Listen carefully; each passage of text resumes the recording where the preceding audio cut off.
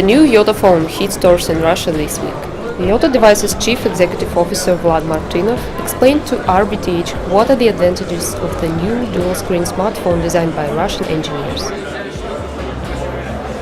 Одна из таких функций — вы можете выбирать обои, настраивать их под себя, вводить там часы или какую-то другую информацию, размещать на заднюю панель. У вас появляется, собственно, такая вот всегда включенная живая панель, которая обновляет информацию, которая вам важна.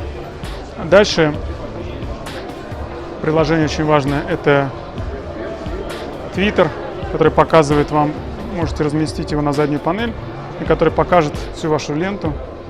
Это может быть, кстати, что угодно, это может быть там спортивные новости, бизнес-новости. Дальше это может быть календарь, то есть если вы хотите разместить свой календарь на заднюю панель, чтобы каждый раз не включать телефон, не проверять свой график, иметь его всегда перед глазами, это очень удобно. Также я рассказывал про приложение Teach Me, учить слова иностранные, или не переживая, что батарейка сядет, потому что задняя панель не тратит много энергии. Или можно открыть книжечку, почитать.